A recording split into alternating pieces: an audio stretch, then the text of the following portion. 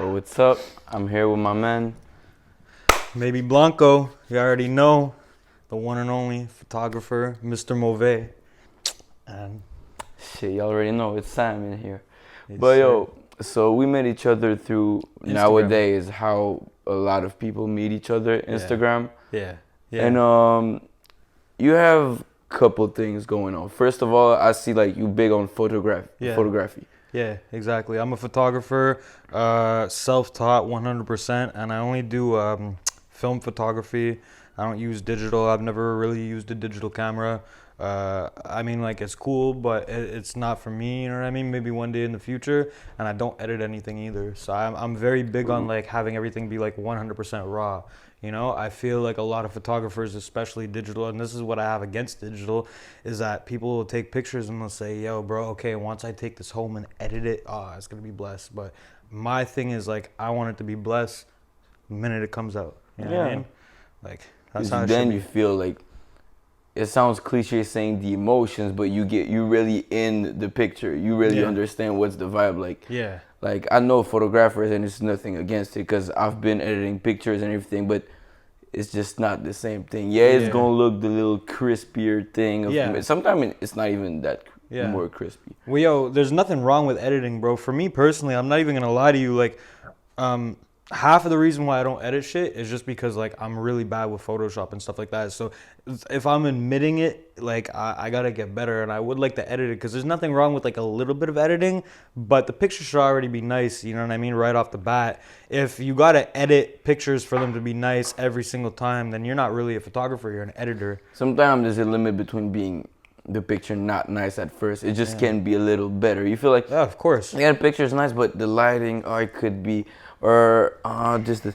What I don't fuck with editing is when editors really start to edit the models. Okay. Like when the models start to not even look like what they used to look like. Yeah. That's when I have a problem. Yeah, because that's a little bit fake. You know what I mean? Like, if you edit it just a little bit to have, like, cool, like a different lighting, or, you know what I mean, different tones, different colors, is cool. Like, small here and there, but once it becomes, like, fucking really warped, then it's like, what Kendrick said, sick and tired of the Photoshop.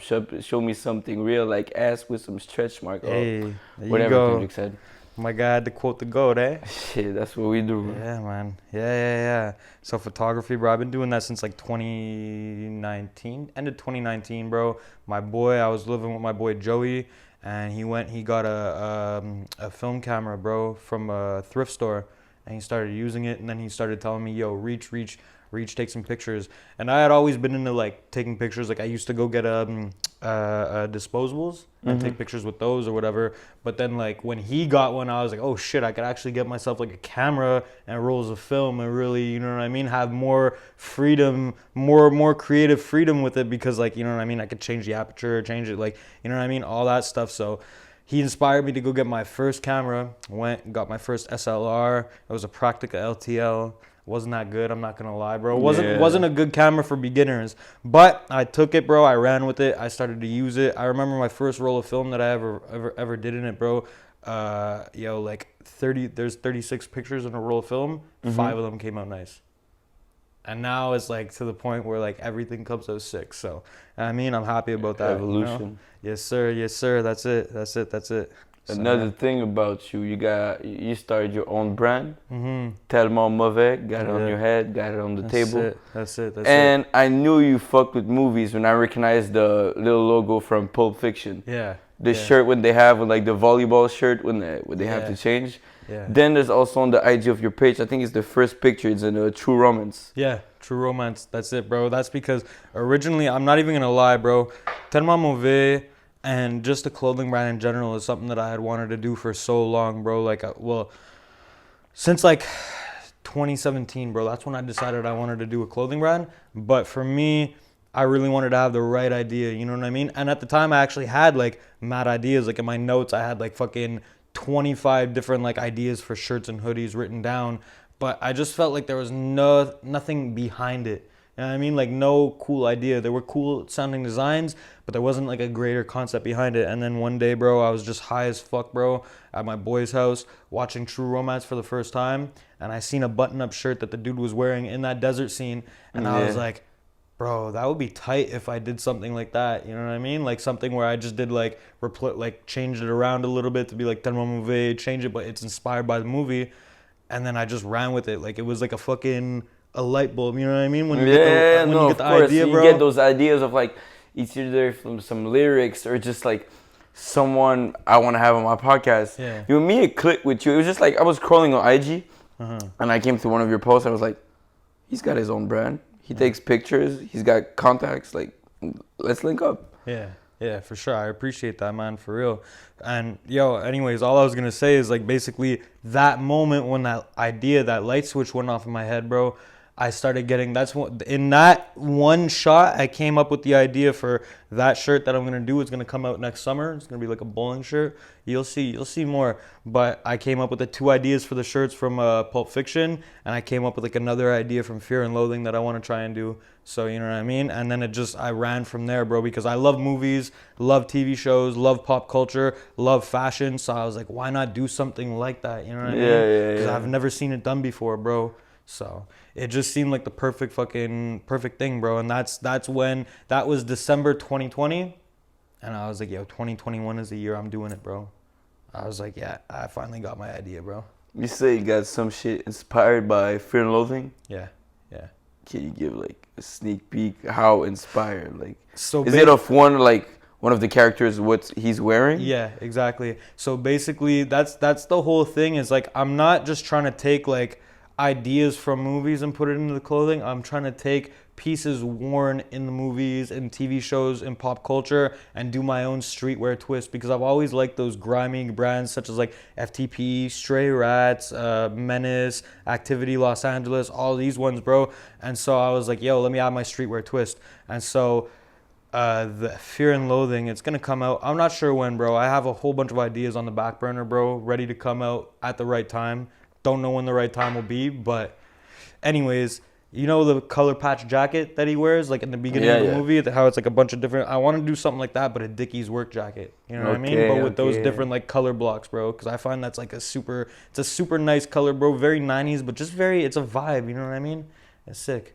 One of the big part in movies is especially clothing. Yeah, of course. Like there's you're a fan of Quentin, just by we're talking about Truman's Pulp Fiction. Yeah. Just Reservoir Dogs. Yeah. None of the budget went on clothing. Yeah. It was all their clothes. And for this type of movie, it works.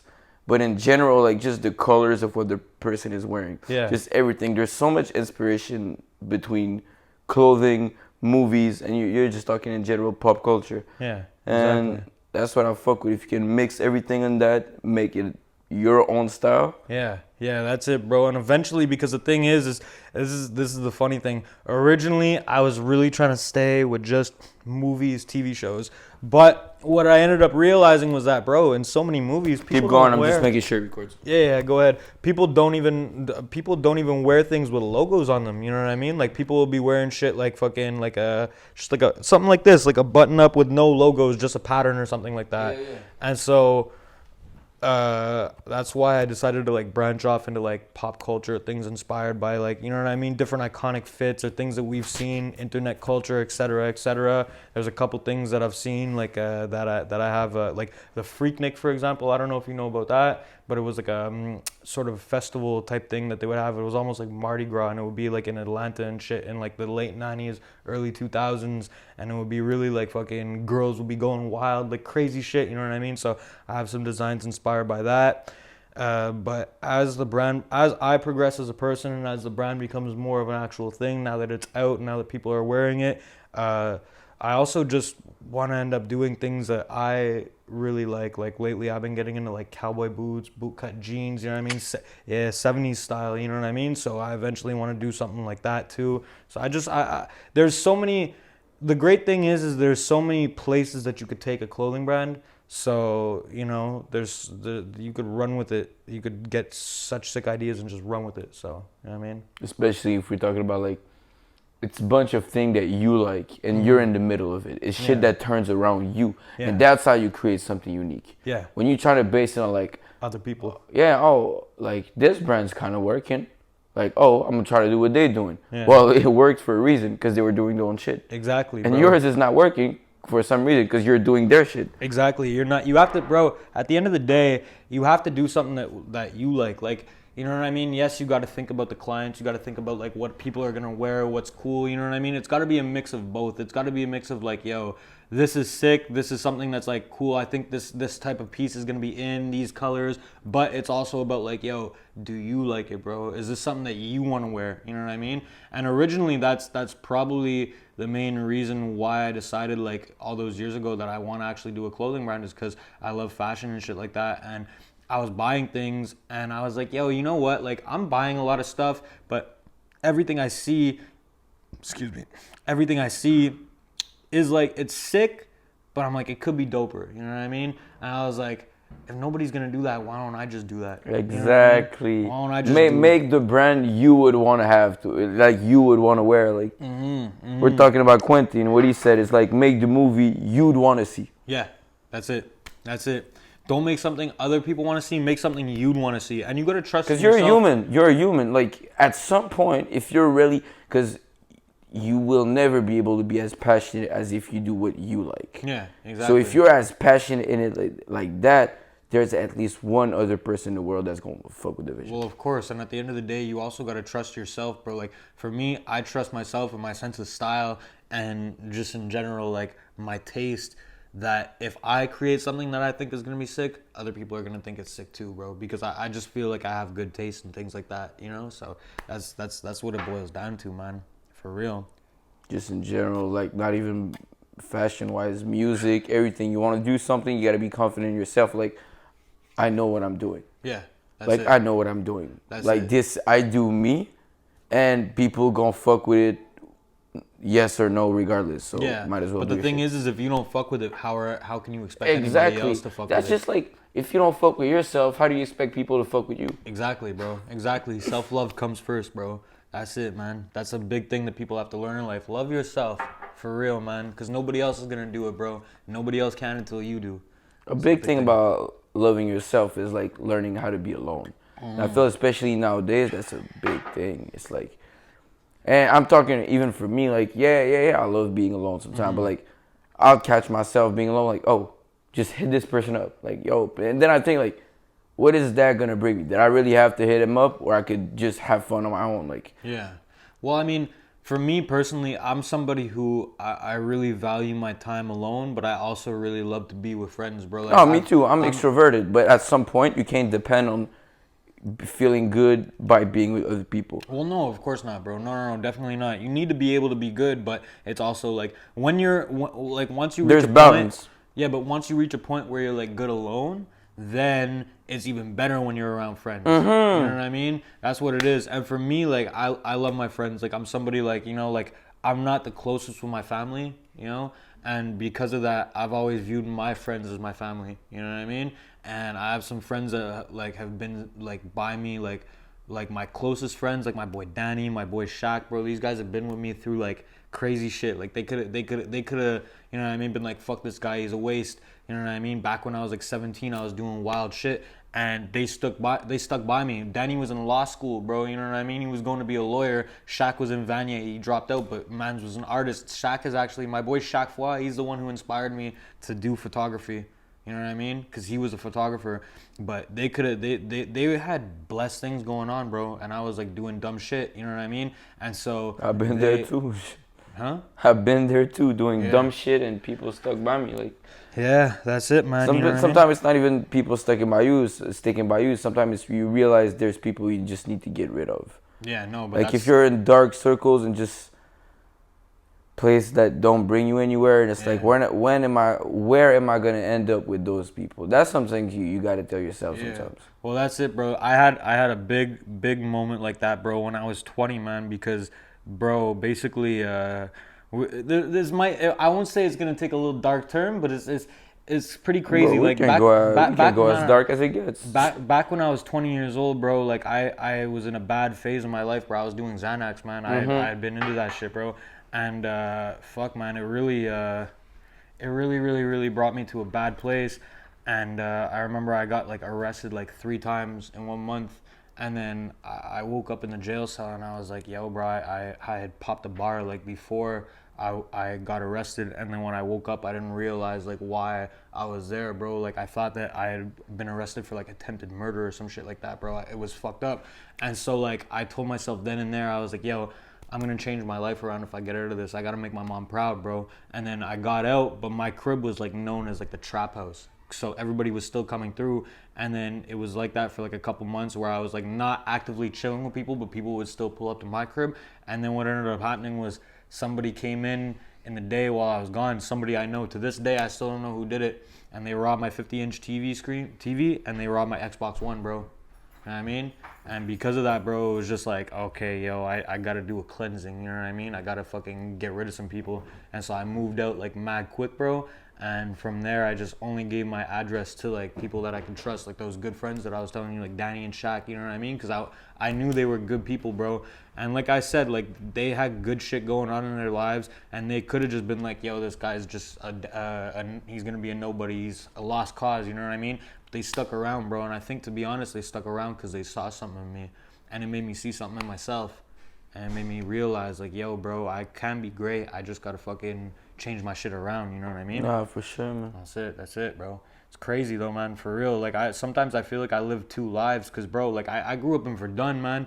Verdun is a different world, bro. It's crazy. Verdun. Yeah, I know a lot of people from Verdun. I've been around Verdun. Yeah, well, Verdun, Villemard, Pointe Saint Charles, LaSalle, the Sud-Ouest, bro. Yeah. You know, shout out all my dogs from Villemard. Les gars de PSC, t'entends? Yeah, bro. Yeah, but it's crazy when you're growing up there. It's wild, man. Growing up, single mom on welfare. You know what I mean? And if you're running with like bad people, bro, like when I was younger, bro, I thought it was cool to be bad. I thought the badder you were, the cooler you were. 100%. Like the way I grew up, people around me, how I grew up. Yeah. I looked up to the bad motherfuckers. Yeah, bro. What area did you grow up in? Shit, I grew up in Pontville, Station Quartier. Oh, goddamn. Okay, you were up north, bro. Yes, sir. That's I've been in the man. north, man. That's wild. That's HB, wild. Quartier. Yeah, bro. No, it's crazy up there for real, man. It's another world. I've never really chilled Montreal North, but I know. I already know. You know what I mean? You don't gotta tell me, bro. It's not just Montreal, because like it's the frontier. It's like the most south you can be from Laval. Okay. And like I'd go to the Untitled skate park and bike in like 5 minutes. Oh yeah. So it's like right near, but it's just people be stupid. Like, and gives you this stupid mentality of like, yeah. The most bullshit I get in, I'm the shit. But the wild thing is, bro, is that when you're young, you know what I mean, you're impressionable. You want to be cool, bro. Exactly. You want to be somebody cool. So you see these guys, bro. You look up to these guys. They don't want with the money. Yeah. They don't want with the girls. They don't want doing whatever the fuck they want. Yeah. You want to be like them, so exactly, you start bro. working with them, and then, you know. Yeah, nah, shit goes left. Yo, shit goes left real quick. Yeah, but at the end of the day, you know what, bro? For all the shit that I learned when I was young, running around wild, bro, I feel like it built a lot of character for me. You know what I mean? I feel like I wouldn't be the person 100%. I would not be who I am if I didn't grow up around some certain people. And yeah. Yeah, man. I'm just lucky because I was somebody who got pretty deep in it, and I still had enough like common sense, I guess, to like get out. Like, you know what I mean? Like when she was really like. If I would have continued down that path, bro, I might not even be here today, bro. Skateboarding saved me. When I say saved me, it's not like I was on the path. I mean, bro, if I never started skating, I would be so somewhere else in life. Yeah, like who knows what you would have gotten into if it wasn't skateboarding. Some bullshit. I mean? Like skateboarding came and like gave me a whole other crowd of like outside my neighborhood. Skateboarding gave me a friend of like, bro, I was from this neighborhood. I had friends in the Repentigny, on the South Shore, everywhere in Montreal. This is crazy, man. But it's fire because when you have something like that, you know, if you do go through something where you're like getting into trouble or you're going down a bad path, and you're able to have the foresight to be like, okay, yo, I can't do that. I got to stop this shit, bro. Then you could actually just be like, yo, who are my boys that I could just go skate with and not get into trouble and just, you know what I mean? Like, just we'd still get in trouble, but it wouldn't be the same kind of trouble. Yeah, no, of course not, bro. That's it, man. Like, I got kind of deep in this shit, bro. You know what I mean? I didn't have anything like skateboarding when I was young. Actually, like it's funny because, bro, girls love skateboard like skater boys, man. Boys. Yeah, man. I feel like right, like in the past, like maybe 4 years, girls really love skater boys. But I feel like at some point, skater boys were not the cool thing anymore.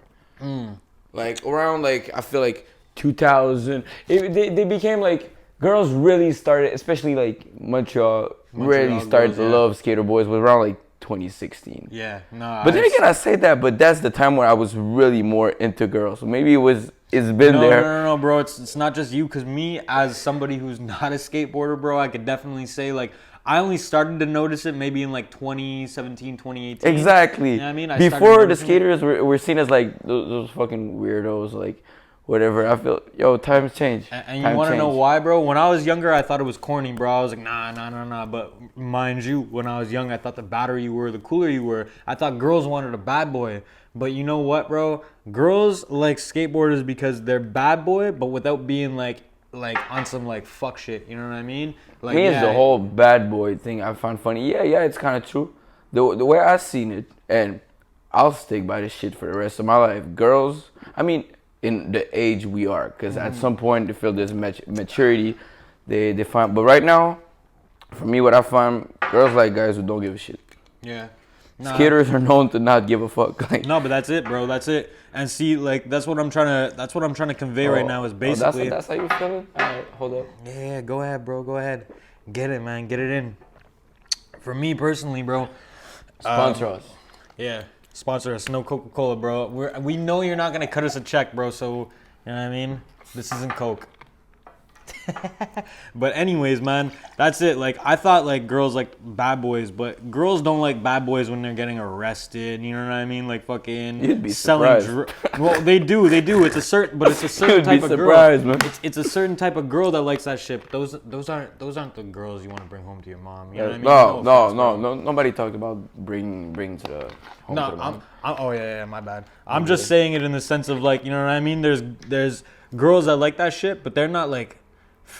In my opinion, that's not like everybody's got their own opinion. Yeah, exactly. In my opinion, those girls ain't wifey type. You know what I mean? Yeah. Those girls are. Then again, it depends what you're looking for. Are you looking for a wifey? Yeah. Nah, that's a different story. Yeah, that's a different story. Yeah, facts. Yo, I'm still paranoid. It happened a lot that the camera shut down. So keep doing your thing. Yeah, don't worry, bro. Don't worry, man. You gotta make sure it's going well, bro. But I've been doing like. One time for like 25 minutes, the camera wasn't recording, and we were just talking. Like, no. Yo, I pulled it through. Like I did, like it was some rappers, so I pulled like a clip, like some of their video clips with kind of slow motion, talking in the back.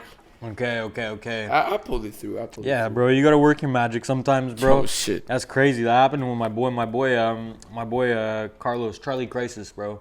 Charlie, I can't be giving people's gubby like that, bro. I can't be saying that shit on camera, but my bad, bro. But anyways, yeah, he was doing doing an interview with Off the Ropes podcast. I don't know if you know who they are. It's I heard about it. I haven't checked it really. Sika, for someone who do podcasts, the podcasts I look are really the generic one. I don't really go deep into podcasters like that. Like, okay, what do you watch? Shit. Nowadays, bro, I haven't listened to a podcast in so long. But then again, it's basic as fuck. Joe Rogan. Oh, yeah. Joe Rogan podcast, yeah. I don't care what nobody says. The GOAT. I watch Joe Rogan podcast for Joey Diaz, bro, because Joey Diaz is a funny motherfucker, bro. That's also one of the podcasts I watch. Yeah. Joey Diaz. Well, I used to watch. The Church of What's Happening, huh? The Church of What's Happening. Yeah, that's it. Nah, for me, bro. For me, I'm a big podcast person. I love interviews, bro. I love all that shit. I love it too. But just right now, I feel like there's a lot. I'm in love with movies. Yeah. The last movie I watched. If I watch movies, I'm with girls, and my main focus is not on the movie. Of course. But then again, I feel like catch much, bro. Yeah. But like, I don't know, man. There's so much shit I love to do that just you got to find what you love and put priorities. And I feel like a lot of shit that I love were not my priority right now. This is the first podcast I'm doing in like 2 months. Mm-hmm. Big fucking projects coming. Yeah. I've been working. I have not been lacking. I trust that, bro. I trust that. Same here. To be honest with you, I do got to get back on my photo shoot shit. But it's like ever since I dropped the brand, bro, that's been my main priority. Because for me, realistically, the photography was easier to start and like, you know what I mean, get established in. You know what I mean? Just because I'm somebody who I come into contact very easily with people, so it's very easy for me to, like, you know what I mean, start doing photo shoots and shit and get out there. But this is really like my passion. Like, I'm passionate about the photography too. Don't get me wrong, but I love the clothing. So ever since the first drop, bro, I've just been handling certain things. You know what I mean? And yo, bro, don't be fooled. This shit looks easy. It's not easy, bro. There's a lot that goes into it. A lot of setbacks. A lot of little things, bro.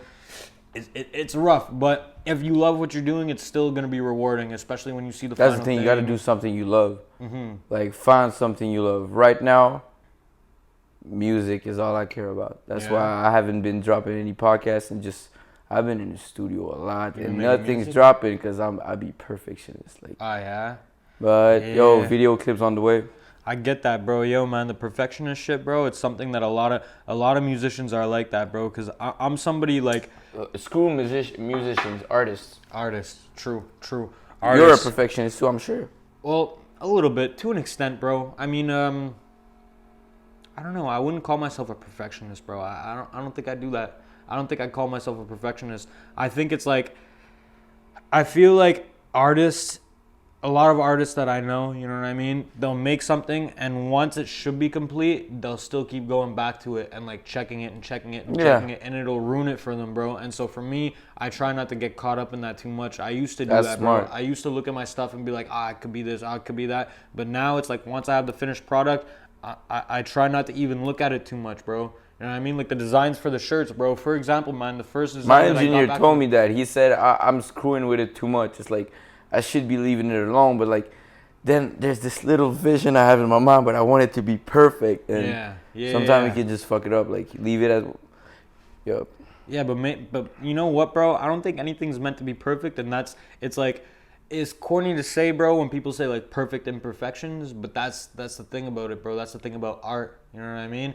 It'll never fully be what you visualize, but at the end of the day, that's just you. When you release it and other people see it, they're gonna make their own. They're gonna get their own vibe off of it, bro. And to them, it might be perfect. I don't know, man. Just in general, like, I just try not to like get too caught up with it. Like I was gonna say, bro, with the first design I got, bro. By the time like I was about to finally like print the shirts and shit, bro, I was like, is this even sick? Is this even gonna be cool? You know what I mean? You second guess yourself, bro, and it's not blessed. You don't want to do that, bro. You just gotta like trust yourself, bro.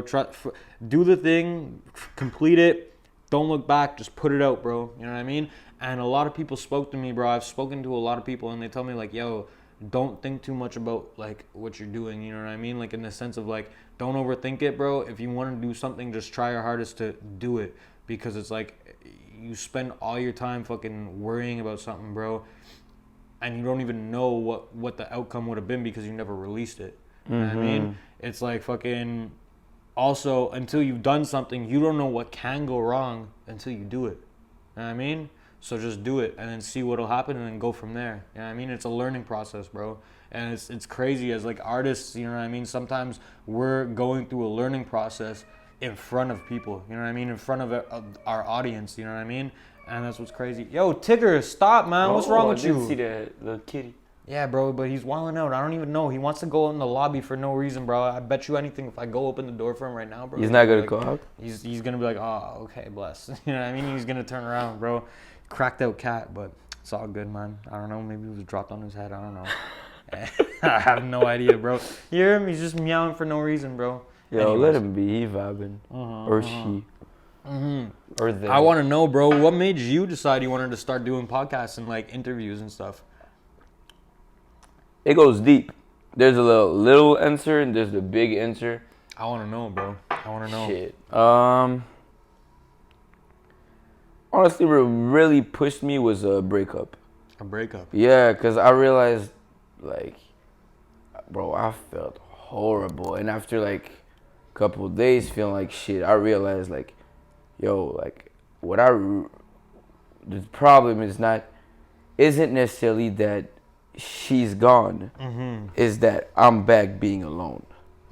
And I realized if I feel so bad, because I got so used to have so much stuff, like at some point it wasn't even healthy. I'm talking about like someone having so much obsession over you, your ego goes out of control. Oh, yeah. And you feel like, okay, I don't even need to love myself because this girl loves me like she could kill for me. And when that drops, you realize you leave, you're left all alone. It's this big ass hole. This you were letting this person fill is gone. So I was really on some. I realized like, okay, so like, she's not the problem. I'm the problem. Because I feel so bad just by being alone. Yeah. That's what I was talking earlier. Like learning to be alone. Yeah. Learning to be alone. Because Danny, because at some point it's like, oh, you love me? That's cool. Yeah. Oh, you don't? That's cool. Guess what? I love myself. Exactly. Shit, I got me. It doesn't matter if you don't love me. You know what I mean? That's it, bro. And then I was like, I just really went deep in myself, just trying to find my purpose. It clicked real fast. Yeah. I've always been good with communication. I love listening to podcasts. It clicked in a second. Like, okay, I'm going to start doing podcasts. What was it like the moment you realized? I was meditating. You were meditating? Oh, yeah. I was meditating. Fire. I was on the floor of my room, and I just, it sounds cliche, but ask the universe what's my purpose. And I was just like that, yo, why am I here? And this sentence came to me. Christian would say it's God. No. I say it's my higher self. Whatever the fuck you think it is. And basically is I was put on earth with the gift of communication, and I must use it to help others. That's fire. Boom. I pick up my phone.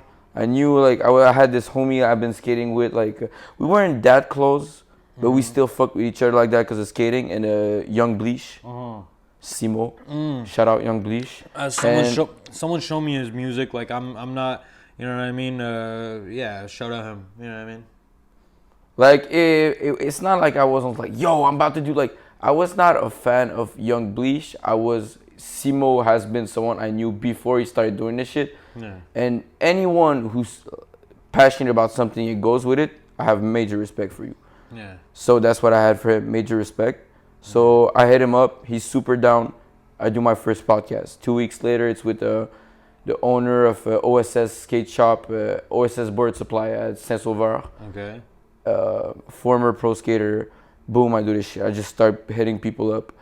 And since then, yeah. The people that you fuck with, that you see they have like passion, that they're driven. Yeah, just you know people like I feel like I have good conversation with and I can learn from. And not only I can learn from, I can teach because I got knowledge. Exactly. Well, that's it, bro. It's about. But then again, I have knowledge people don't have. People have knowledge that I don't have. Let's just share it. Yeah, no, but that's a fact, bro. I fuck with that a lot, bro. That's crazy, and I'm happy for you, bro, that you realize that, and that it seems to be going well, bro. Cause like I've seen some of the people you've interviewed, and I'm like, okay, yo, this guy's making moves, bro. It's fire, man. It's good, bro. Really ain't that like complicated. It's just like persistence, and people see it as like, oh, that's work. When you like it, it's not. Yeah, no. When you love what you're doing. We were talking about my job, like you was like, oh, you like it, bro. I work. Now it's getting drier, like with clientele, so I'm working a little less hours, but this summer like 60 hours a week. Yeah. And I never complained once because I loved it. That's fire, bro. I get that, man. For me personally, bro, I like with jobs, I feel like jobs, relationships, all these things, bro. I feel like I always end up fucking, I won't say getting sick of it, but I just feel like I'm somebody who like, I hate getting too comfortable, bro. In any situation, I hate comfort zones, bro. I feel like it's always, because I heard something somewhere, bro, and it's like, make the decision that scares you the most because it's what's going to allow you to learn the most. And I've always taken that to heart, bro. And so for me, it's like anytime like I have a decision to make, bro, I normally have that in mind. And so for jobs, for example, bro, every job that I've ever been in, it's blessed till a certain point.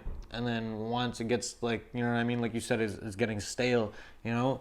Once it gets to that point, I'm like, okay, like I need to change the scenery because it's like, I feel like in every relationship, I get it 100%. Any environment, everything, there's only so much you could learn. There's only so much that you could like take in to benefit you. At some point, there's other shit to see too. Yeah, that's it, bro. That's it. And so, you know, right now, my goal with the brand is just that, like, I obviously have to go back to work soon, bro. That's what I did. I took the summer off to fucking work on the brand and work on my portfolio as a photographer because, you know what I mean, with COVID, the CRB and shit, I was like, yo, I'm never going to get an opportunity like this again. So I just said, yo, fuck it, let me do that.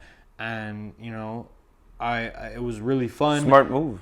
Yeah, no, for sure, bro. And I'm happy to say that I'm somebody who, you know what I mean, I took the CRB and I was able to make something for myself. Not just, you know what I mean, sit on my ass and then have nothing to show for it at the end.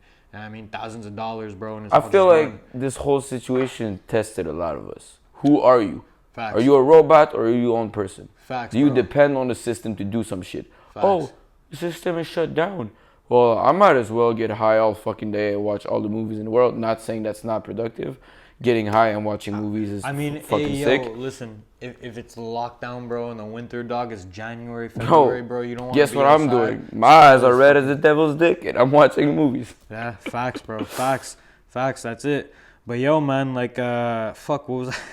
I have a bad memory because I smoked weed for so long, bro. Yeah, serious. Like, I have a good long-term memory, but short-term, my shit be trash. Yeah, no, facts. I've been smoking since I was 13, bro, and I actually stopped for the first time, and it actually, like, worked, because, like, before that, bro, I think, like, the longest I was able to stop for was, like, 3 days, bro. Yeah. That's the most I stopped for from 13 all the way to 25. You know what I mean? That's what I was only able to do that. But then I stopped last August because I was trying to be more productive, because that's when I was like really starting to do like photo shoots, like paid photo shoots, you know? And you know what I mean? When you're your own boss, you have to actually be able to like really manage your time properly, like discipline yourself, because it's like, yo, at work, bro, you have a boss telling you like, yo, do this, do that, you know what I mean? So it's like, even if you don't want to, you got to go do it, and it actually makes it easier. But then when you have nobody who's telling you what to do, bro. Special guest. Yeah, man. What up, Loco? Come here. Yo, why is he grilling me like that? Anyways. No, cats just do their own shit. Nah, but he's cool, bro. I've had him since the day he was born. Nah, I didn't say he wasn't cool. I'm just saying they don't give two fucks. They do does. their own shit. Maybe he's different. He does. He's weird. He's coming to see who you are, bro, right now. Or he's just gonna. Nah, I feel like the window's kind of intriguing for him. Yeah, but anyways, bro. So that's it. Like, I'm about to go back to work now. You know what I mean? And my goal for the next couple of years, bro, is I want to fucking just get to a point where I could be self-sufficient with the brand and with the photography, and not have to work for anybody else. That's the goal. The way I look That's at the it goal. Yeah. The way I look at it is like, yo, our labor is being exploited no matter what, bro. I'm not finna win my life making, like, I don't know. Me, it's the whole perspective of having a boss, and that's why I feel like where I'm blessed, where I work at. I don't feel like my boss is my boss. He's like a mentor, kind of. Okay, that's blessed. See, I haven't had that in a while. This is the ultimate podcast I'm trying to do is with my boss. Shout out Frank. Started City Styles when he was 18 in 1989. That's crazy. Shit, he was doing this shit, bro. This is the most hustler guy. One of the biggest hustler I know, man. But he's not someone who's trying to have his face on the camera. I get it, bro. Like, for a whole while, people thought his son-in-law owned the store. Oh, yeah? Yeah, because he was just going on TikTok, kind of telling people he owned the store. But whatever, that's another story.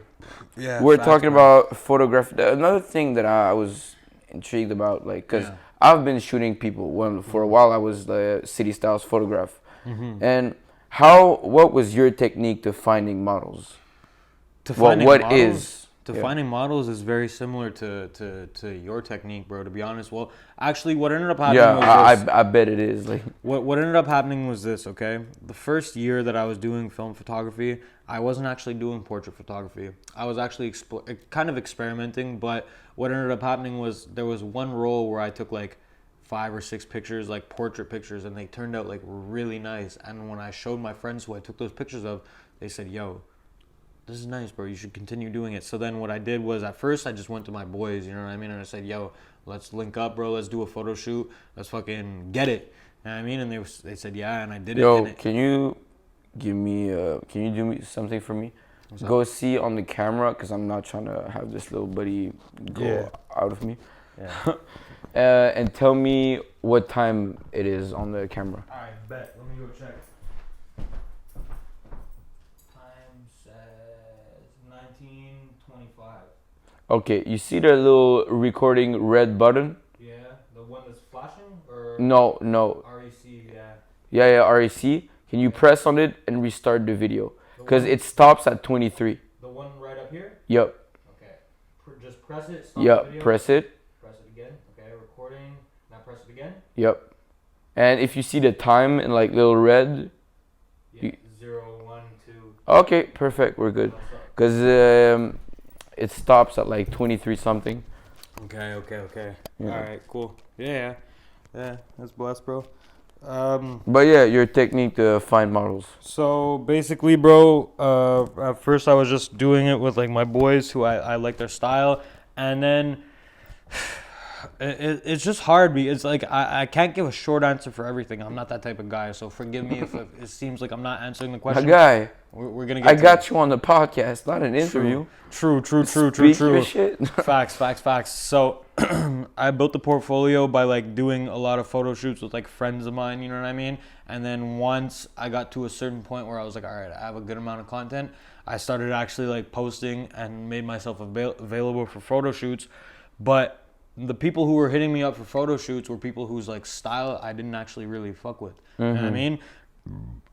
I come from the hood, bro. I like that type of hood steez. I don't like white boys who like look like they fucking, listen to indie rock and drink fucking IPAs and wearing chucks and fucking we could go on. But it's not my vibe. So like I actually had to like take a step back and like reassess, and then from there I was like, yo, bro. Okay, I would look at like different artists around the city, people who I fuck with, people whose style I fuck with, people who I think their style complements my style, and I just started hitting people up and being like, "Yo, I fuck with your shit, bro. Let's do a photo shoot." And it grew from there. It just like from one person to the next. I think the first people whose style who I really fucked with and I was like happy to shoot with was Toods.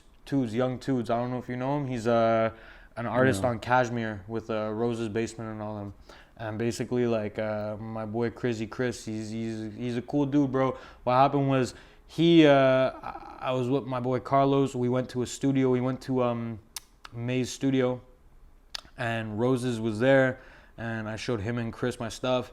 And then I was like, "Yo, bro, if you guys ever need a photographer, like let me know." And then Chris hit me up and he was like, "Yo, bro, I have a new artist and I want you to do all the photography for his work because we're going to put out a project. I want to do the photography for his Instagram, for his single, for all this, for all that." So I was like, "Bet, bro." And Toods looks like Chief Keef, bro. He's fucking fly as fuck. You know what I mean? He's like the French Montreal Chief Keef, bro.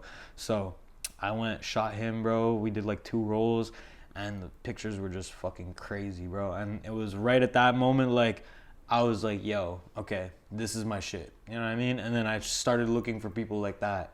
And, it's really hard as a photographer in Montreal because, you know what I mean? Not everybody wants to pay, and I get it. Not everybody has the money to pay a photographer, even though, like, I do like the cheapest prices possible. I apply that dope game mentality, whereas like if you have a cheaper price, it's gonna attract more people. So in the end, you end up making more money because you do more photo shoots instead of doing like one for like fucking 500. Then I feel too. That's my opinion. Price also gives an indication of quality. That's true.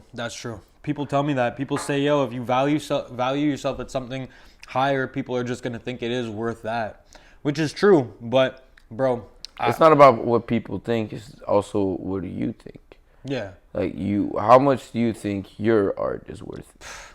Bro, to be honest with you, I think my art's worth a lot. I think I'm still slept on when it comes to photography, because you are. Well, thank you. I don't know if that's a compliment, but you know what I mean. It's not necessarily as a compliment as it could seem. It just in general.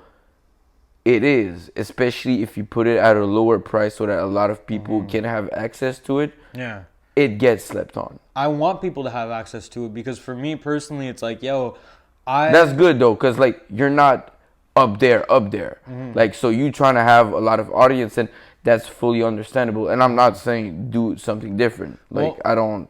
It's not just that, but realistically, bro, the reason I put my prices at the things that I put them at is because of the fact that, yo, I come from a very poor background, bro. Like, my mom was on welfare, bro. Single mom on welfare, like, box of craft dinner a day type vibes. So for me, it's like, because of that, bro, I don't fuck with people who just, like, you know what I mean? Like, charge mad money for something that, you know what I mean, they could give for less, because at the end of the day, like, you're still making your money. Like, you know, I don't know. Because the brand is, like, taking off now, the photography is definitely a side thing.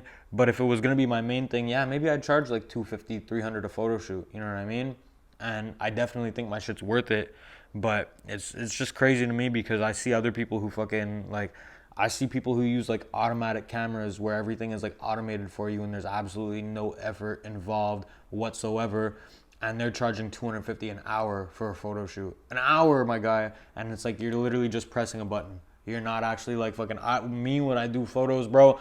I don't know how it's gonna come out. I do now that I know what I'm doing like really well, but I'll just be like fucking okay. Let me set the aperture. Let me set the shutter speed. Let me set the ISO. For sure. All the stuff, bro. My bad. This fucking fat motherfucker is about to sit on your iPhone. But yeah, man. All good. Anyways, bro. Yeah, that's it. So, I mean, definitely like I do have to boost the price, but I do it because I love it. You know what I mean? And I want people to have nice pictures. And I love meeting people. I love when I get a roll back and I send it to people and they're fucking excited, you know what I mean? And they're like, yo, this is fly. Like, there's something about that to me, it's priceless. And I don't care if I charge too little. I just do it for the love of it. Exactly. I mean? That's another thing. That's it, bro. That's it, man. But, yeah, man, so choose my models based on... Well, nowadays, actually, bro, over time, man, you know what's happened is I've shot a variety of different things, and now I think my favorite thing to do is like shoot for clothing brands, which is funny because I have my own, but I enjoy like shooting for other people's clothing brands. Like there was one that I shot for, the most recent one that I shot for is called Nebulous World. It's a brand my boy Jay from Ottawa, bro, crazy Jay, like Jay De Niro. Okay, no. That's his Instagram. And bro, he reached out to me. Shout out my boy Cupid. He's the one who put him on to me. I'm pretty sure Cupid, Northside's very own. I don't know if you know him. Shout out him, Cupid? bro. Cupid, yeah. I've definitely heard about it. Yeah, him. He put him on to me, bro, onto my photography. Cause Cupid, I apparently gave him his start in modeling. Cause I don't fuck with like the traditional model types. You know what I mean? When it comes to my brand, like, bro, I like people who are from the hood. I like people who have that kind of, you know what I mean, a bit of a rough character, personality to them, you know? So I got him and I got my boy AB Kush, Kurt Codeine on Instagram. Go check his music out, bro. He's fire as fuck, bro. Probably one of the best French rappers that I know. What's his name? AB Kush. AB Kush. AB Kush. Yeah. He's Where the he from? Bro, he didn't even grow up here. If I'm not mistaken, he's I don't wanna say. I'm pretty sure he's from Morocco, but I don't wanna fucking. Yeah. You think he's from there? That doesn't mean he's from there. It's either Morocco or Algeria, but I'm pretty sure it's Morocco, bro. I'm not even gonna lie to you. I just fucking forget, bro. So forgive me if I said the wrong thing. I'm like 80% sure it's Morocco. Okay, and, I get it. Yeah, and he moved here like 4 years ago, bro. But okay. His shit's really, really good, bro. Like I fuck with his flows, bro. Like this guy, he'll send me tracks before. And right now, what neighborhood you from? Right now, he's in Montreal North. Okay. Yeah. He's fire with it, bro. You know what I mean? So him, there's a lot of rappers that I fuck with in Montreal, bro. Pape is probably like one of my favorite. Him or Pape, Romeo, bro. Romeo. Actually, I'm not even gonna lie, bro. If I'm saying like favorite rapper from here, because I know Romeo's between Ottawa and here, but Romeo, this guy is like if I had to pick like one person from Montreal who I feel like has the potential to make it like huge, it's him. Because this guy, like his raps are on the style of like, on the level of like Dipset, like Cameron, Max B type shit, bro. It's like some of the ways he raps, I'm like, yo, bro, this guy's got bars. This is crazy, bro. He's too good. You know what I mean? Him though, Pape, Quadra's got that like crazy, almost like a French like Suicide Boy style. I don't like to compare people, but you know what I mean? Yeah. It's always like that, especially in Montreal. It's like, oh, you sound like this, you sound like that. Nah. Yeah. Skyfall's too, bro. He's sick. He's got his own fucking flow. But shout out Skyfall. Yeah. He's sick. He's sick with it too. But I mean, like personally for me, I like that gangster shit. You know what I mean? So that's why I fuck with Romeo, bro. You know, Salgrimo too, bro. He's fucking crazy with it, bro. This guy's got bars, bro. You know. And fucking my boy Charlie Crisis, bro. He recently dropped his first mixtape, and he surprised a lot of people because, bro, this guy, you know what I mean? He doesn't want to be boxed in, bro. He started Crisis, bro. He actually started with LDI, which was his old brand, and then he went to Crisis, and then he just said, yo, bro, fuck it, I'm gonna do a tape too. I'm gonna make music, and he dropped it, and bro, it's actually really, really good. You know what I mean? This guy's got fucking mad punchlines, bro. It's crazy. Like crazy. He's got one bar. On dirait que tu t'appelles Sean. Quand tu fais des conneries. Like, you know what I mean? Sean Connery, shit like that, bro. Like, stuff like that, man, you know? I fuck with it, bro. And even me, I've even made music before, but it's just something like, as an artist, bro, like, I feel like, if I'm in the right vibe, you know what I mean? I might make something. It might not even ever see the light of day, but at the end of the day, like, if I'm with people in a studio recording, I'm in the vibe, bro, and I come up with some bars and I feel like hopping on the track. You freestyle? No freestyles, bro. No freestyles, bro. I can't do that, man. I realistically, bro, the only time that I come up with like bars freestyle wise is when I'm alone and like in the shower or just chilling. Yeah, bro, that's the best time. Yeah, that's it, bro. And like it also depends on what I'm listening to, like at the time, like what's in my earphones, like. You know what I mean? Lately, I've been listening to a lot of 42 Doug, but also a lot of like Jadakiss. Like Jadakiss. Yeah, I saw you posting on your story some Jadakiss. Another guy I saw you posting, this guy's got game in his bars. Larry June. That's one of my dog, man. Larry June is he knows crazy about bro. The ism. Yeah. Read about the ism. The wild part is Pimp C. The wild part is, bro, Larry June, I got put onto him for his, like, more hype tracks, like, fucking... Yeah, Smoothies in 1991. No, like, when I say, like, hype tracks, I mean, like, fucking Glock 40 with the beam, or, like, fucking Master Manipulator, like, his earlier stuff, you know what I mean? Like, fuck a rat game, bitch, I need a check, like, that shit. But then, bro, I just downloaded, one of his newer albums. I actually forget the name off the top of my head. He's got so many. This guy dropping after drops. Yeah, like. I know. It's crazy. It actually surprised me because I forgot about him for a couple years, and then I went back, and one of the albums I downloaded it, and bro, like I was listening to my shit on shuffle, and the song "Till Next Time Love" came on, and that Till Next Time Love. Yeah, what's the album again? There's always cars and oranges in his fucking... Hold up. I'll check right now, bro. We're right here. I'll check But he got, like, a guy that really took him under his wing is Currency. Yeah. And it makes sense because they have the same style. They just drop after drop. They don't give a fuck. No, you could hear it, bro. You could hear it. You could hear it in the work is there. Like yeah, it's Adjust to the Game. That's the album. Adjust to the Game. Yeah. It has a lot of bangers, bro. It has That's one of my favorites of all of his albums. It has Watering My Plants. It has Watering My Plants is one of my favorites with the My life. Yeah, bro. In the sunshine. That sample is crazy, bro. It's amazing, man. I'm telling you, bro. Anytime a rapper puts this sample on a song, it's a fucking banger. It's a banger. Shine by Joey Badass. Yeah. I'm not even gonna lie though. I'm not a big fan of Joey Badass. I'm not either. Yeah. But the song Shine is the only song of Joey Badass I have on my phone. But yo, if you like those soulful samples, like soul, jazz, all that type of shit, bro, you should check out Blue Chips 2 by Action Bronson. My guy, I've been on that shit. Okay. I've been on that shit. Good man. I've been on that shit. That shit's tight, bro. You want to talk about soul and hip hop? My guy, I am him. Okay. I fuck with that, bro. I fuck with that. There's another album you might like, bro. It's called Polo Sporting Goods by Wretch. You might really fuck with that, bro. That, I'm going to send it to you after, bro. You're going to fuck with that hard, bro. Crazy soulful samples, bro. It's insane, man. But, yeah, bro, that Larry June shit, when that song came on, bro, that Till Next Time Love, it was fucked up. It was like fucking as if, like, I don't even believe in God, but it was like if God existed, bro, he, like, put that, like, in next up on my shit for me to hear because it completely reflected, like, something that I was like going through like personally, and I was like, bro, it's like he's talking to me.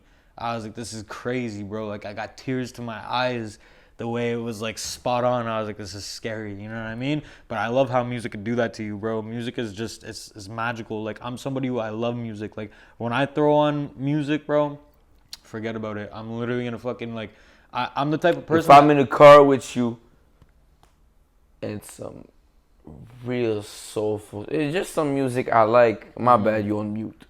The music takes over.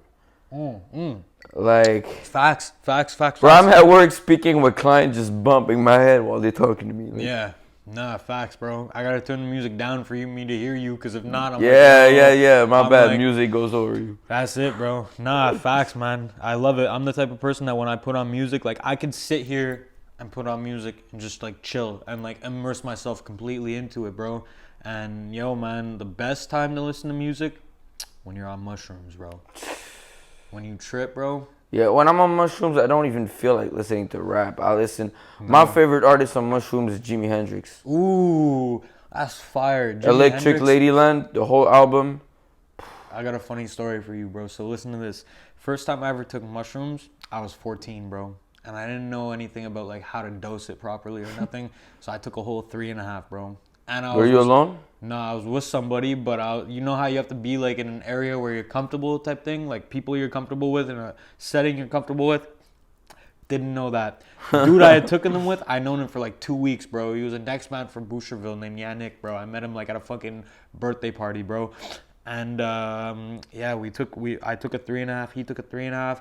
And he, like I said, he's from Boucherville. I was living in Villy at the time, bro, Villemard. And so we took it and we just started walking around, bro. And when it started to hit me, bro, I started like really tripping out. And I was looking at him and I didn't know who he was, bro. I was seeing like all the faces of like my other friends that I actually do know. It was like a different face every second, bro. And I was tripping out. And when I was younger, I used to think that like you had to stay hydrated when you were high or else you would die. And so I ran out of water and I tripped out. And I told him, I was like, yo, I'm going to die, bro. I'm going to die. And he's like, no, you're not. And he grabs me by the shoulders, bro. And I just pushed this man off of me, took my shoes off and ran home, bro. And I run into the crib and I'm like, I'm just standing there, bro. And I'm hearing this man took his shoes off. Yo, I felt like they were going to slip off me, What shoes were you wearing? I was wearing like some fallen like skate shoes, you know what I mean? I bought them at fucking Winners, bro. Bro, listen to this. I run home, get up in the crib, and you know how when you're on mushrooms, bro, you hear like all the different noises like at once? Like I'm pretty... What's up? No. Okay. I'm just checking, but like kind of. I don't know if I'm hearing all the noises at once. Well, for me, like what happened was I ran up in the crib and I heard like the radio. I heard my stepdad in the other room talking to my little brother. I heard my mom out on the balcony like fucking talking to the neighbor. And I'm just like, help, I'm tripping. I'm on mushrooms. I don't know what to do. And my mom comes out, she's like, what the fuck? Like, everybody's like, what the fuck? And I'm like, please don't yell at me. Please don't yell at me. Like, I'm tripping out. I don't know what else to do. That's why I came here. You know what I mean? And something switched off in my mom's mind, bro. And she didn't go, like, all crazy on me. Instead, you know what she did? She set me up in the room with a fucking computer and speakers, and she put on Pink Floyd, bro. Dark Side of the Moon. Okay, your mom's been there. Been there. My mom's an OG, bro. And she been there. I had the craziest trip of my life, and ever since then, like for me, like if you're tripping or anything, bro, I put on fucking music. The last time I took shrooms, I listened to 2 albums, bro. One was Blonde by Frank Ocean. Amazing. It's like a whole different album on shrooms, bro. There's one thing about psychedelics that's different to any drug is that instead of numbing your emotion, it'll just bump them out of like the sky. Yeah. So especially, y'all probably don't see it on the camera, but the Blonde poster right there. Yeah. Like that's why Frank is in my top 5 favorite artists, and I don't even listen to Frank that often, but Frank is it's special because I fuck with artists who put their whole soul in their music. Yeah, man. And Frank, if Frank's trying to kill himself, you trying to kill yourself. If Frank trying to turn up, you trying to turn up. That's the type of artist I fuck with. That's facts. I want to feel what you feel. That's facts. Blonde was a life-changing album for me, bro. Blonde fucking... Wait, just to say, the other album I listened to, The Payback by James Brown. That shit, bro, made me just want to... Yeah, facts. But yo, Blonde, bro, when that shit came out, it's weird. It came out in 2016, and it was a funny time for me because it was at a time in my life where, you know, I had fucking just moved into my first apartment. I got my first job. I was in the midst of like changing my life. Not my first job, but I was like changing my life. Legit job. Yeah, exactly. Well, it was like after, remember how I told you last time how somebody robbed my Xbox One and all that shit? So like when I dipped to Laurier. I dipped from Verdun to Laurier, and I spent some time in Laurier and really like, you know what I mean? Just got a different perspective. And when I came back, I had my own apartment. I was, starting adult ed, and I had a job that I started too, and that came out, and it was just in such a transitional time that it really hit me, and it made me feel like, you know, I'm really an adult now. I really got bills to pay. I'm really trying to be like a regular adult in society, but it's all good, bro. It's beautiful. There was something about it that made everything seem beautiful, bro. And then like I don't know, it's always stuck with me, bro. Now when I listen to that album, bro, I get mad emotional, bro. It's crazy. It's crazy, bro. Like it hits different, bro. That and Views. There's something about those two albums, and they both came out. Views came out earlier in the summer, and then Blonde came out towards the second half. You know what I mean? I can't really say shit about Views. I have not a real experience of listening to the full Views album. Oh, yeah?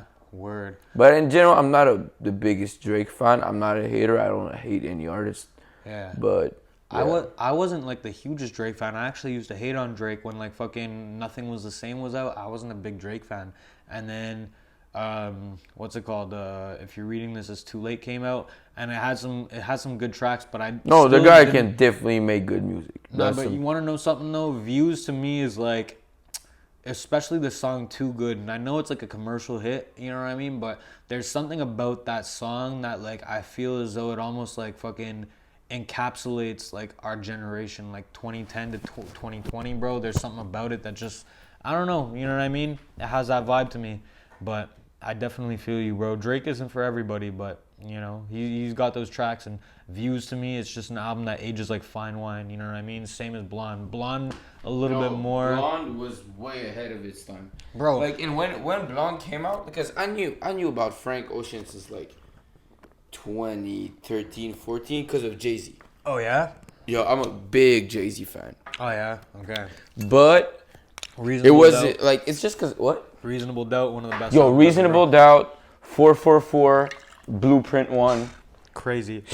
I like the Black album too. The Black album is magic. Yeah. But then again, sometimes it's just not the vibe. It's really like hype, classic, early 2000 music. So it depends on the vibe I'm in. It was like, it's my one of my favorite workout album. Oh yeah? Okay, yep. Word.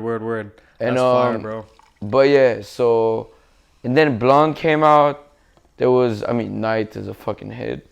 Bro, but then I kind of slept on it because I wasn't at that place. Like, and it's years later when I could actually relate. Like, okay. Yo. It's and that's why I feel like Blonde connects a lot to our generation. And when it came out, bro, Blonde is way bigger than it was in like 2016. No, the album never left the chart. No. It keeps growing every day. Like, you want to know why? Because it's to me, it's more than just an album. It's like one of those things, like fucking, like for example, like Andy Warhol's fucking Banana that he did for the Velvet Underground.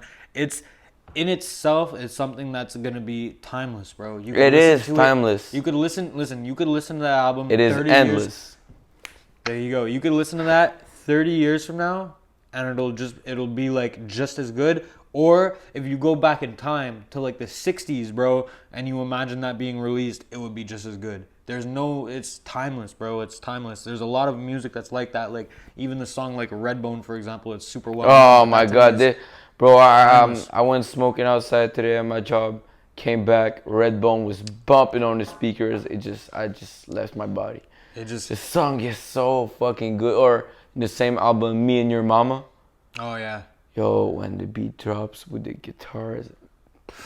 That's another album. The whole, what's the name again? Awaken My Love. Yeah, exactly. This album on shrooms. Oh yeah, I gotta do that, bro, for my next shroom trip. I gotta do that. I gotta do that, and I gotta do Rumors, bro. Rumors to me, there's something so beautiful about that, bro. I actually started listening to Fleetwood Mac because of Frank Ocean. Oh yeah. On the song with Earl Sweatshirt. What is it? Sunday. Yeah. Mm-hmm.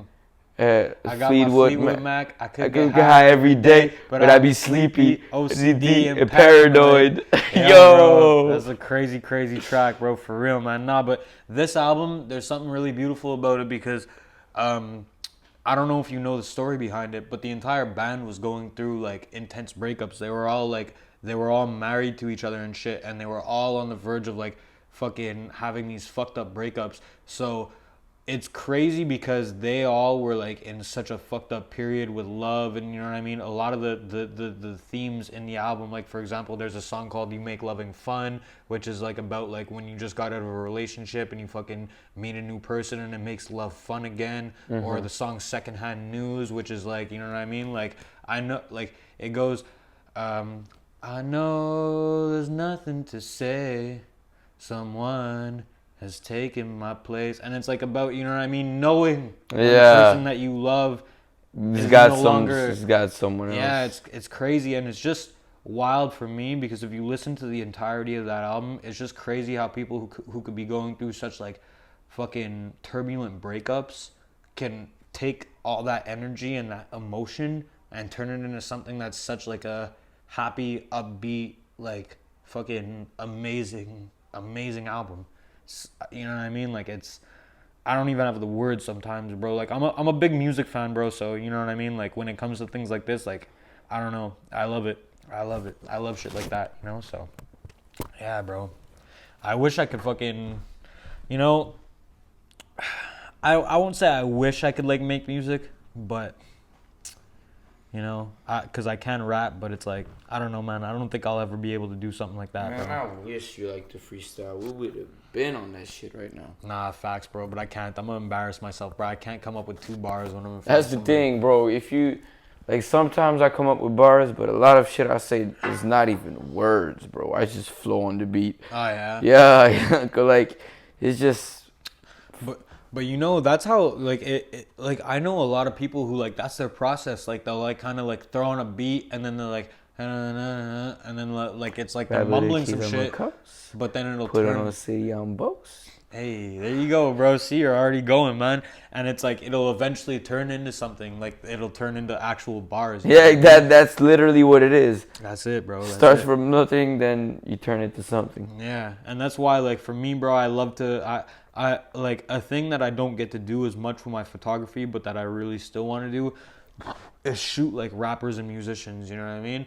I have done a bit like, yo, like shout out Pape, he let me shoot yeah, I saw that. Shoot is dope. How did that work out?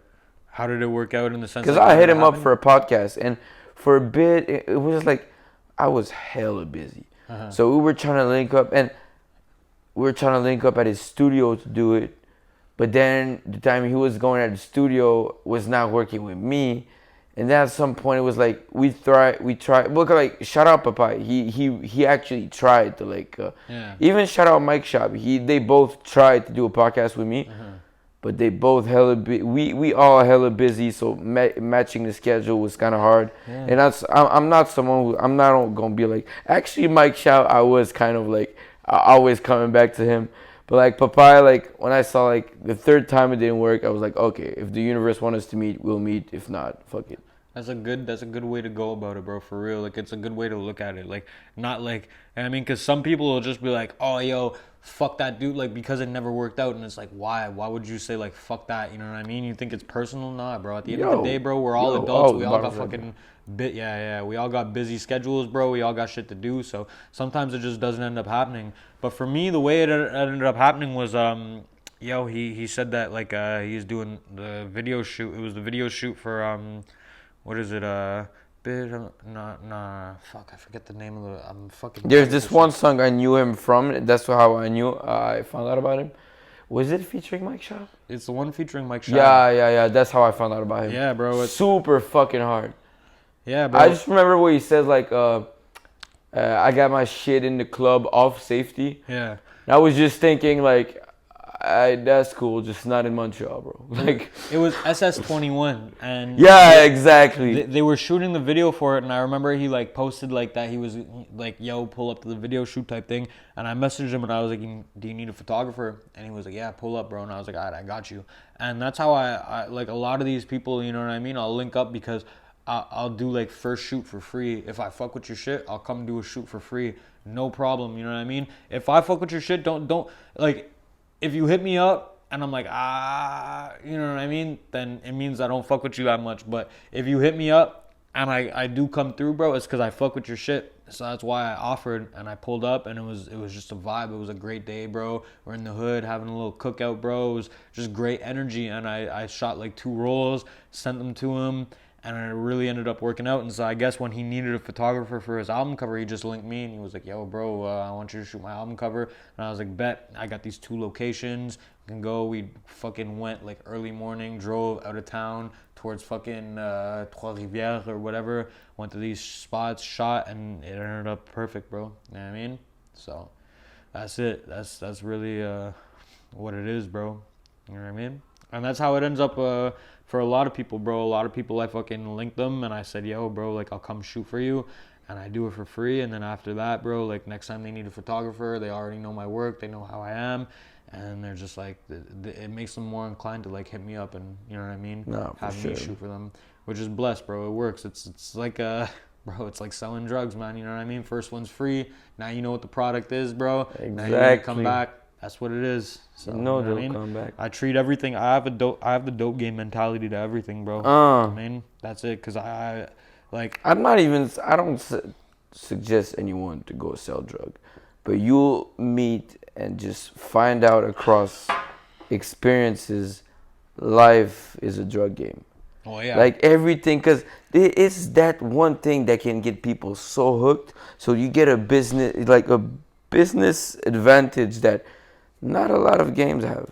Yeah, that's it, bro. Who was it? Was it like Elon Musk or someone who said like, yo, bro, 99% of like drug dealers know more about how starting and owning a business than college professors. And it's true, bro. It's very true. It's very, very true. If you ask me, you know what I mean? Because we just know what it is, bro. Like, it's like, yeah, obviously. You can learn more selling fucking Xannies to coked out people than, you know what? Forget everything I said. Go to school, kids.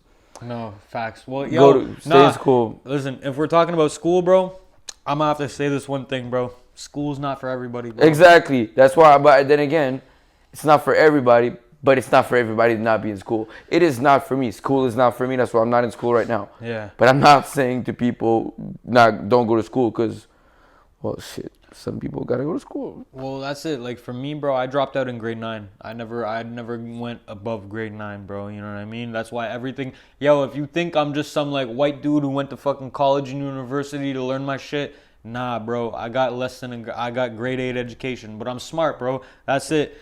Some people, like me, it's 2 things. There's formal education and non-formal education. And what it is formal education is when you need somebody to put the information in front of you for you to learn, and non-formal is when you're able to just go seek out the information and learn for yourself.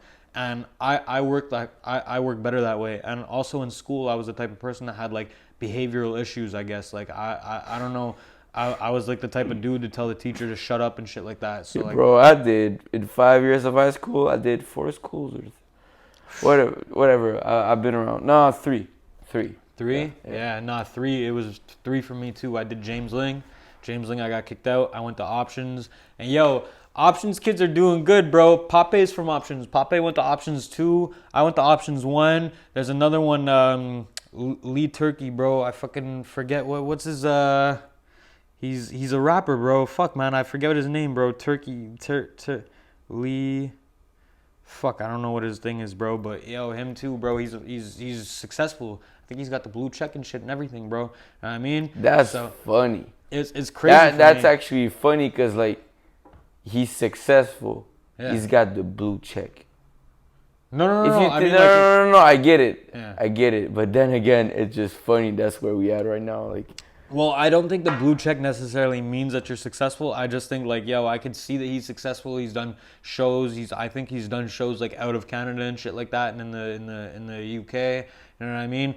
And he's got the blue checks. It's like, to me, it's like a next thing. You know what I mean? That's true. Yeah. That's true. I get what you mean. I just thought it was funny still. Yeah, for sure. I'm not trying to say like because you have the blue check that means you're successful. Yeah. I get it. Just you could pay an next man for that, bro, and it doesn't mean shit. But at the end of the day, you know what I mean? Like all I was trying to say is like, yo, bro, people who went to Options, bro, like that was a school for the behaviorally troubled. Like that was like if you went there, bro, like that was like you ever seen the movie Blow with Johnny Depp? Of course. So you know how he says like when he went to jail for selling the pot, and it was like going to school to learn how to become a better criminal. Yeah. Bro, that's what that school was. It was like, you go there because you're talking back in class. When I left that school, bro, I don't even want to say what I was doing, man. Actually, I mean, because I'm over 18 now, I'm pretty sure I could talk about things like that, but I'm not going to. You know what I mean? There's certain As things you should. This is the internet. Anything comes back to you. Well, that's it. There's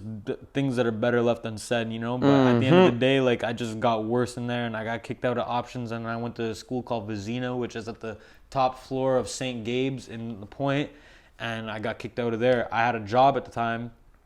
And, you know what I mean? I was smoking a lot, and they tried to kick me out. They tried to send me to rehab and told me I had to go to rehab for 8 weeks. And if I didn't do that, I couldn't come back. So I just said, fuck it, bro, I'm out. You know what I mean? I knew I would never catch up. I'd already failed grade 9 once and failed grade 7 once. I was like, yo, if I fail again, bro, I'm going to be with people like 3 years younger than me. Like, nah, it's not for me. You know what I mean? But if we're talking about school, bro, my bone to pick with school, I feel like it's a scam. I feel like it's a real scam because it's like, look, like, and this is gonna sound like it's a conspiracy theory. No, it's not. The whole school system is a scam. Well, yeah, yo, teaches you to be a robot. Yeah. Literally, that's what you're taught. But then again, most of us are robots. That's true. That's true. People just fucking get caught up in the routine of life, and they don't ever actually get to think for themselves. It's like that's the crazy thing about the society. They go with the news. They go whatever you. Are you? No, we're not getting that conversation. Why? What were you gonna say? What were you gonna ask? It starts with V. Whatever. Yeah, you know what, bro? That's a different story. Bro. Yeah, exactly. Let's not go there. I'm not trying to go there. When we come to vaccinations, though, bro, you know. No, don't say the V word. When we come to education, don't say the V word. Now they on the video. Now you said the V word. They on the video. They watching us. It's all good, bro. We're not gonna talk about that, bro. Anyways, that's the rum, bro. It's got me confusing my words, bro. It's got me mixing my words and shit, you know? Yeah, exactly. It's the liquor. But anyways, yo, school, bro. The reason why I think it's a scam is because at the end of the day, bro, you don't need a diploma to really be like. You don't need a diploma to do anything, in my opinion. Because look at me, I've started my own brand. I'm a photographer. That's what's so funny. It's like. People go to school, they don't know what the fuck they're doing, but it's for that diploma. And I've stayed in school there because, like, it's a scarcity mindset. Because the school, they put it as the fucking, it's secure. Mm-hmm. You're safe. That's a safe route. Yeah. Out there, you're independent. Mm-hmm. You don't have Daddy Trudeau to be on, like, nah. It's you by yourself. It's all you. That's why it's not for everyone. If you're going to be oh shit, my eye be hurting. You good? But yeah. If you're going to be on your shit, you know you're about to do something, and you understand that this is a single player video game. You're in this bitch by yourself. Yeah. Like, you finna get that by yourself. Then you can't go that way. That's it. But some people, that's why I don't tell people, like, I dropped out of school, and I'm proud I did. I feel like that's some shit I should have. I wasted time in school. But then again, that's not true because I was lost in general. So it was a structure. Well, at the end of the day, you needed to go through everything you went through to know what you need to do now. Yeah, exactly. No. If I could go back in time, I'd want to do everything I did because I wouldn't be who I am right now. Exactly. But yo, at the end of the day, I think what it is some people actually just need people to tell them what to do. I mean, some people really aren't able. They don't have that gene, that whatever it is, bro, to think for themselves. They need somebody to tell them what to do so that it makes them easier, because it makes things easier for them. Because, you know what I mean? When you're out on your own, no diploma, no nothing, bro, you're really, the way I look at it is like there's a path that's already made. Some people are following that trail that's already been made, and other people are fucking in the weeds, bro, with the machete cutting down their own trail. That's what I'm doing. I'm cutting down my own trail. I don't know. I trust myself to know that it is going to take me, whatever trail I cut for myself is going to take me to success and to where I need to be. But some people don't have that. But the reason I think it's a scam, I honestly think because if you know a little bit about money and shit like that, bro, our economy ever since 1971 when we were taking off the gold standard, our money is backed by nothing. So realistically, what keeps the economy going is debt. Debt means there's, like, if you mark down that this person owes this much for their loan or their mortgage or whatever, then that is actually like, that number is saying that there's that amount of money in circulation, and that's what's creating like money and shit like that, bro. Yeah. And so because of that, I think, you know, they tell people, yo, you need this diploma to be someone in life. You know what I mean? Yeah. So then you go to school, you waste all this time, you take a loan out, because most people, bro, can't fucking afford school. So you take a loan out, bro, now you're in debt. And there's interest on that shit. Interest. You go half the time, bro, whatever you wanted to do, whatever you first went to school for, it turns out not being what you wanted to do. And the only reason you chose that thing is because peer pressure, bro. You want to be and with your peers, you don't want to be left behind. So you're like, what am I going to do? You don't really know enough about yourself to really choose what you want to do for the rest of your life at 18. But most people make that decision anyways because they don't want to be left behind. So then they fucking end up doing something in school that they're not actually like happy doing. They fucking either finish that and go into the field and they're miserable, or they say, fuck it, I'm going to do another thing. Got to take out another loan. Got to do more years. And then by the time you finally pay that loan back, bro, you're like 30, 35, especially in the States.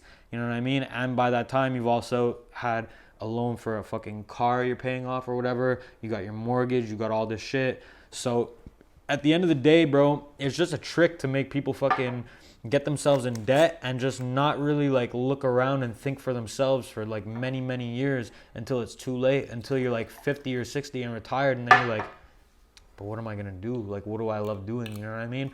I don't know, bro. It's hard to explain, but at the end of the day, all I'm trying to get at is like, bro, it's not a scam. If you could get a good living and like you're able to go to school and do all that shit, like good for you, but it's not for everyone. And don't let society brainwash you into thinking that school is the only way and that if you don't have a diploma, you're not going to be successful. Then again, it depends what you're trying to do. That's fast. That works if you're your own boss. Yeah. If you're trying to be a lawyer. Bro, I was fucking 4 years old. I was at daycare. I couldn't stand this fucking lady tell me what to do. I've always had a problem with authority. Mm-hmm. So, shit, I'm going to be my own boss. But then again, that's not everyone. Yeah, that's it. Like, what I tell people is, like, I feel like a lot of people got, like, extreme ideas. And it's like, either our school is very good or school, they're trying to ruin you. They want you to be down. And it's somewhere between. It's like, I hate to say, every time I feel like someone says the word government, it comes back with some cliche ass shit. Mm. But then again, let's just use that word then. The government wants, like any other human, because we're egocentric species, their best interest. Mm-hmm. So in school, they're looking for their best interest. They make you a little soldier. Yeah. You'll be the perfect employee for this brand that's making billions of dollars. Yeah. And so at some point, if you're not going to be, you like you said, some people just need to be told what to do. Mm-hmm. So for those kind of people, school is where they need to be at. School is blessed for them. But for others, it's not. At the end of the day, bro, this is what it is, okay? Know yourself. Know yourself, and once you really, truly know who you are and what you need and what's best for you, then you're going to know whether school is it for you or not.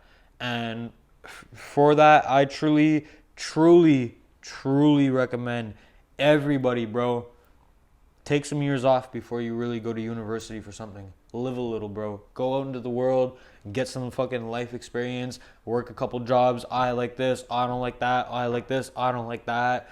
You know what I mean? And then once you've lived like fucking a couple years, bro, then you could decide. Then you'll know. You know what I mean? How do you know what you want to do for the rest of your life at 18 when all you've done since fucking 5 years old is go to school almost every day for every year except for like 2 months of the year? How could you really know yourself? Because you never really lived, bro. You never really actually lived life. And that's what it is with some people, bro. I don't think a lot of people realize that because there's so much going on. And that's yo, bro, not to fucking just go off topic, but bro, that's why I hate a lot of social media, is because I feel like nowadays, bro, especially with things like TikTok, bro, it's just another thing for like people to just, you know what I mean? If someone who hates social media, you on social media a lot. Instagram and Twitter, that's it, bro. I'm not on anything But then else. Again, okay. But I mean. And I got my businesses on Instagram and shit, and then Twitter is just like for shits and giggles, bro. Then again, it's like there's good in social media, bad in social media. That's been said a million times, but exactly, like it's bro, the balance. I'm telling you, if you, tell me you haven't. Me, it was like that at some point. I wanted to delete IG, but my excuse was, I'm trying to promote my podcast. Yeah. what's the number of time you go on IG to like, oh, promote my business, then finding yourself just scroll like, what am I doing? I mean, maybe you have more discipline than me. That happens to me a lot. I mean, sort of often, but at the end of the day, like the thing is for me is like IG has become something very different. You know what I mean? Now you have the little like I don't know because for real, like I've never like there's what is it, bro? Down here, there's the middle one is like the reels. I've never clicked that and I've never clicked this. The only three things that I click are my thing, the search bar to look something up, or the homepage, bro, and then my shit. Other than that, I've never clicked the reels thing on Instagram, not once, or the shopping thing, bro. I'm very like the shopping thing. I have not checked that out. Yeah, that's it. You know. Reels. I mean, I haven't clicked the reel button, but like you were on Explorer shit. There's this little side of like reels. Yeah, but at the end of the day, bro, I don't really watch those, man. I feel like it's like TikTok that I really dislike TikTok because TikTok is just such like you go on it and then scroll. You know what I mean? Yep. And like I used to never be on TikTok, and now I just started because of my job. I don't have my own personal account, but I run the TikTok account of City Styles. Okay, so it's like business on there, you know? Yeah, but then again, like I was just like, because what I do is that I find like trending sounds. I don't know, like if you don't know shit about TikTok, let me teach you. Me, that's still a rookie. Yeah, let's go. Like there's like those little trending sound. Like at some point there was the "Way Too Sexy" by Drake.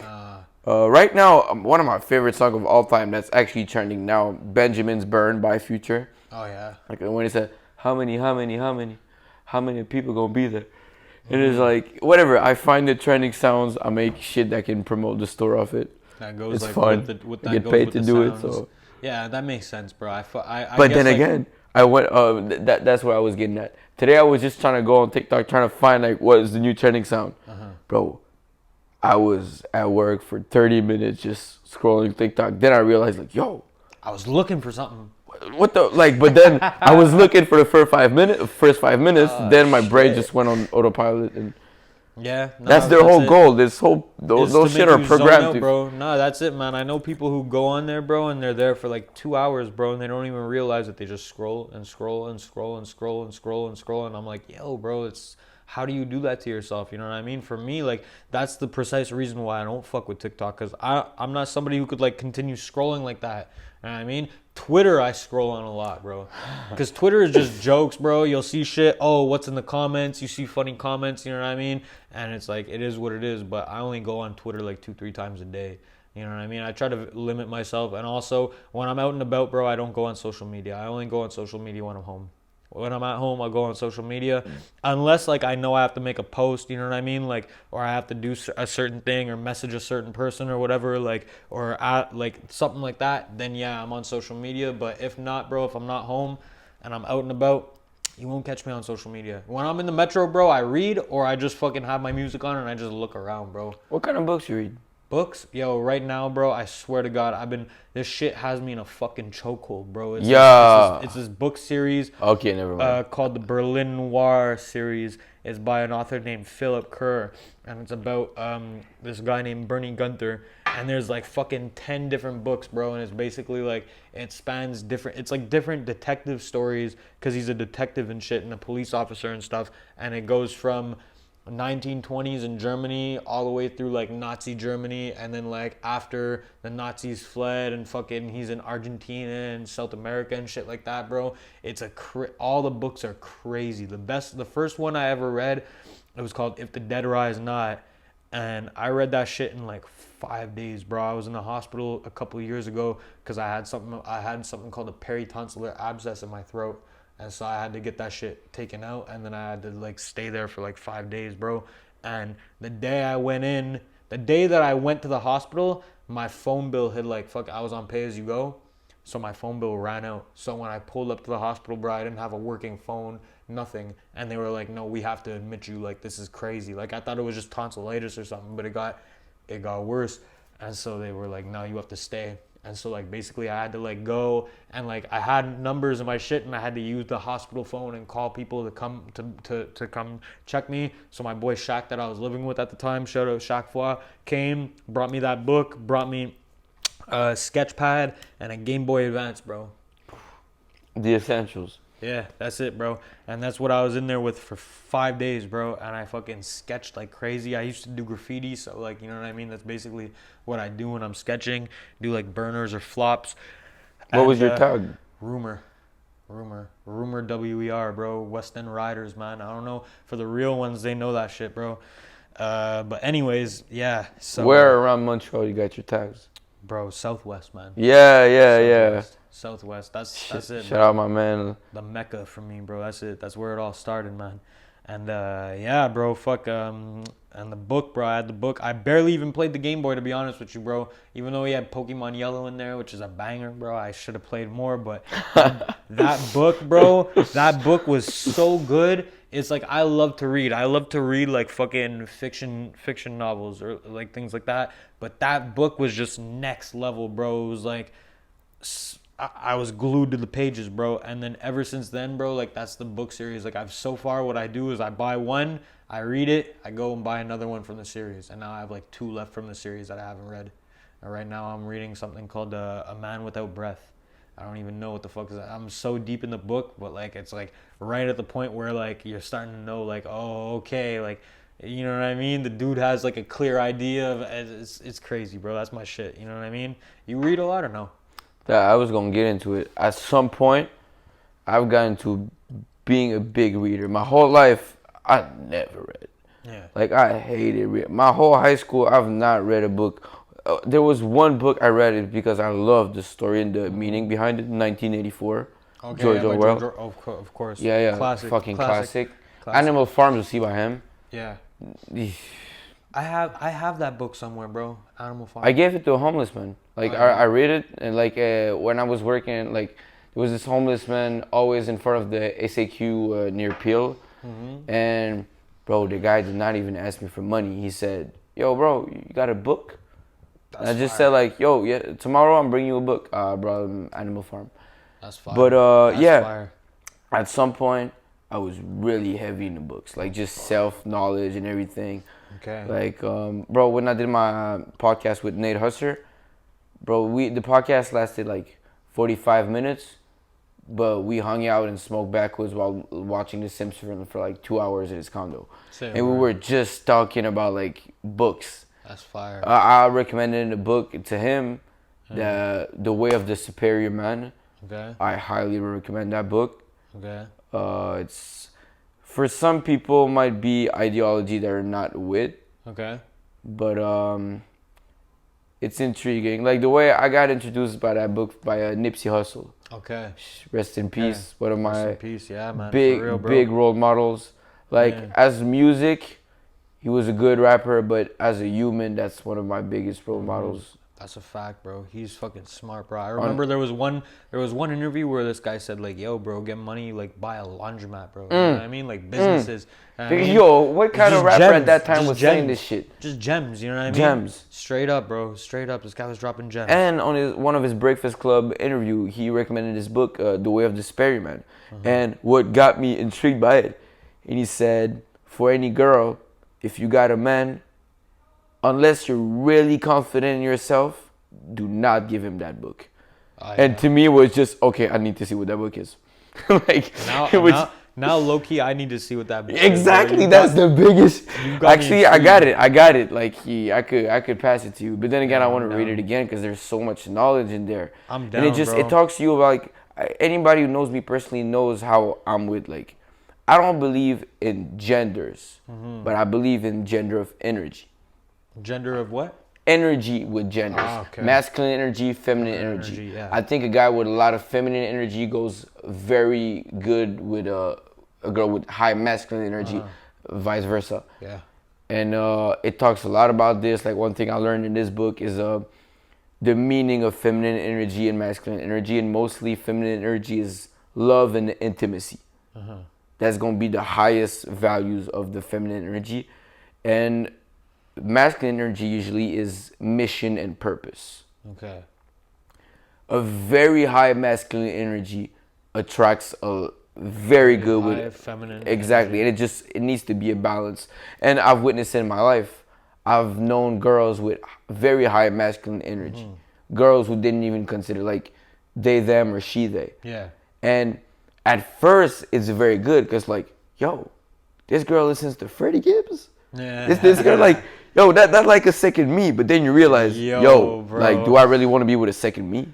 Nah, facts. You know what I mean? Like, facts. No, for real. The girls I've got the most along with listen to fucking shit I just don't like listening. Listen to. Yeah, exactly. That's so funny, man, because it's jokes because, bro, when I hear a girl like put on certain tracks that I love, like I remember there was this one girl, I'm not gonna say her name, she probably doesn't even know who she was, but a couple of years ago, bro, she doesn't know who she was. No, she like I'm sure if like she were to listen to this podcast, she wouldn't even know I'm talking about her. But bro, okay. Straight up, well, like this. Talking about you, baby girl. This girl put on, this girl, we were chilling, bro. It was the first time I ever met her. This girl put on "Swing My Door" by Gucci Mane, and I was like, no fucking way. I was like, that's hot. I was like, that's fucking hot. But now that you just said that, is a good point, bro. Because do you really want to date? Nah, I don't want to date another me. I'm Exactly. fucking extra, bro. I'm fucking extra. I don't need another me around, bro. Yo, Straight real. up, bro.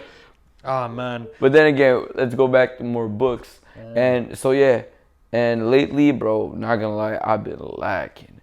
Like I've had this book called Contagious, super good book. Yeah. Talks about why things catch on, why this goes viral while this doesn't. Yeah. But really deep philosophical shit behind it. Probably like talking a lot about human psychology. And Yeah, shit too. but then again, I got this book from Nipsey Hussle too. That's fire. For me, every book I found, like the one that I was telling you before, If the Dead Rise Not, you know where I got it from, bro? You know in the plateau and shit, how they have like the crack leave? Yeah. Like, thing where you take a book, leave a book. Bro, on some real shit, when I was trying to build like a book collection, and I'm a rat for this, bro. I'm a dirty motherfucker for this. I used to just go in there, bro, open them up. Yo, this looks interesting, bet. This looks interesting, bet. Never put a book inside of one. But bro, that's where I got that book from, If the Dead Rise Not. I was like, that sounds cool, bro. Just grabbed it. And then my boy didn't even know like to bring me, which book to bring me. I wasn't reading a book at the time. Or That's maybe I universe was. shit. And he brought that shit. Was meant to be. Yeah, he brought that and it was crazy. That, and I'd say the other best book I've ever read is a book called All Involved, and it's by Ryan something, which is funny because that's my actual name too, Ryan.